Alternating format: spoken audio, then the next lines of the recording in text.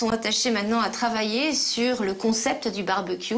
Alors maintenant, il y a des barbecues très design qui s'intègrent dans des décors fabuleux. On les met même à l'intérieur de nos maisons.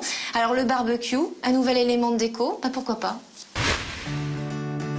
Une merguez party s'annonce entre amis. C'est l'été et le barbecue reprend du service. Comment bien choisir son modèle de barbecue? Réponse avec Éric Mollet. Les grandes catégories sont d'abord les barbecues à charbon de bois classiques et puis les barbecues à gaz, qui sont la catégorie qui actuellement est en train de se développer le plus rapidement. Et puis autour de ces deux grandes catégories, on a des alternatives qui sont les planchas, originaires du sud-ouest et qui se développent extrêmement rapidement, qui plaisent beaucoup, qui sont très à la mode et très ludiques comme type de cuisine.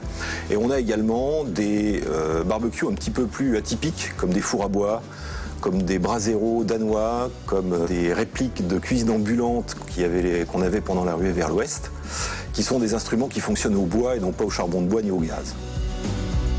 Le barbecue n'est plus que fonctionnel, il est aussi déco. Il y a différents types de tendances actuellement sur le marché. Tout d'abord, effectivement, le développement du matériel à gaz, parce que c'est tout simplement pratique. Donc tout ce qui est barbecue et cuisinière à gaz, c'est vraiment quelque chose qui se développe fortement. Mais aussi, ce qu'on constate aujourd'hui, c'est une tendance à la couleur. Vous avez des produits dans plusieurs couleurs, alors que le barbecue avait tendance à être considéré comme quelque chose de noir ou de gris. Et puis enfin, le look et l'esthétique est en train de devenir un élément vraiment fondamental du choix des gens pour un appareil qui ne se cache plus mais qui se montre et qui est un élément de décoration au même titre qu'un salon de jardin. De plus en plus tendance, la cuisine extérieure a cette année le vent en poupe. Pour vous faire ce plaisir, il vous faudra débourser au moins 2 000 €. La cuisine extérieure, c'est vraiment quelque chose qui est en train de se développer très fortement. Les gens ont équipé leur jardin, les gens sont équipés de piscines, de pool house souvent, et c'est maintenant d'organiser une cuisine qui puisse leur servir à faire la cuisine à l'extérieur.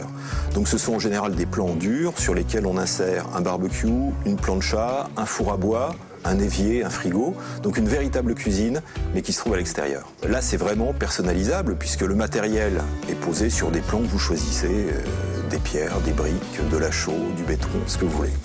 Et s'il ne fait pas beau, pas de panique, le barbecue à l'intérieur, c'est possible. Les barbecues d'intérieur, en effet, c'est pas uniquement du barbecue d'intérieur, c'est du matériel à cuire en intérieur. C'est du matériel qui sert à faire la cuisine dans la cheminée, des tourne-broches, des rôtissoirs, des barbecues qu'on pose dans la cheminée ou des grilloirs.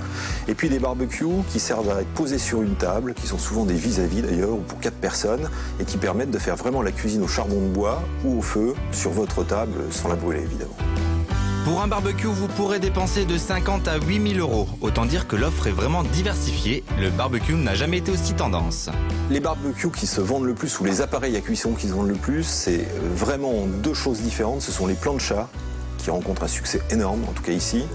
Et ce sont aussi des appareils à gaz qui ont une forme sphérique, qui sont à la fois très pratiques, très efficaces et pas désagréables à regarder, ce qui est important pour un appareil que vous croisez pratiquement tous les jours en été.